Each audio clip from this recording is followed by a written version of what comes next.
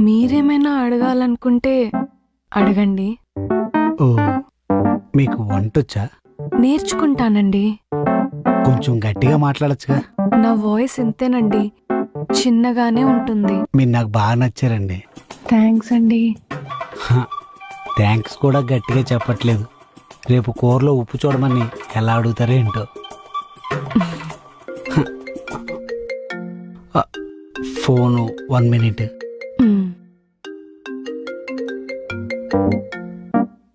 Hello, ఎరా బావా, పెళ్లి చూపులకు వెళ్ళావా? వెళ్ళానురా. పిల్లని చూసావా? చూసా.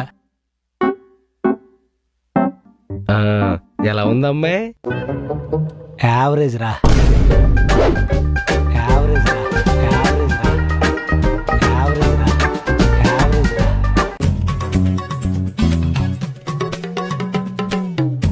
అలా లైట్ ఆఫ్ చేసావా? ఎందుకు? లైట్ ఉంటే నా యావరేజ్ ముఖాన్ని చూడాల్సి వస్తుందనా? యావరేజ్ మొఖమా? ఏంటిది?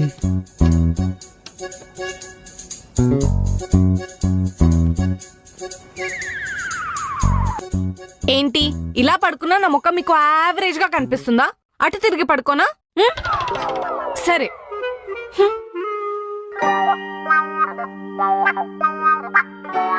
యావరేజా? ఏంది ఇలా బిహేవ్ చేస్తుంది? అలా ఏం వంట చేస్తున్నావు? బీరకాయ, చికెన్ చేయొచ్చు కదా. నాకు చికెన్ చేయడం రాదు. పెళ్లి చూపుల్లో నేర్చుకుంటానన్నాగా. పెళ్లి చూపుల్లో అనుకున్నవన్నీ జరుగుతాయా ఏంటి? సైట్ ఉన్నోడి కళ్ళకి తాజ్ మహల్ యావరేజ్ గానే కనపడుతుంది. అలా అని తాజ్ మహల్ అందంగా లేకుండా పోతుందా? సైట్ ఉన్నోడికి చూడ్డం రాదు, అంతే. తాజ్మహల్ ఏంటి, సైట్ ఏంటి, సంబంధం లేకుండా మాట్లాడుతున్నావేంటే? కూరలో ఉప్పు సరిపోయిందో లేదో చూడండి. ఉప్పు చూడమనడానికి ఎందుకు అంత గట్టిగా అరుస్తున్నావు? మెల్లగా చెప్పొచ్చు కదా. నా వాయిస్ అంతే, పెద్దగానే ఉంటుంది, పెద్దగానే ఉంటుంది. ఉప్పు సరిపోయింది. కూరలా ఉంది, యావరేజ్ గా ఉంది. అన్ని యావరేజే దిక్కు. కూర యావరేజే, కూర వండినోళ్ళు యావరేజే.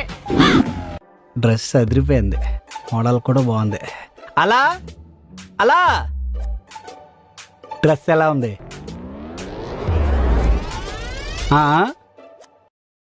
యావరేజ్ గా ఉంది. ఓ, ఓ. కాలిందా? కాలింది కదా. ఆ?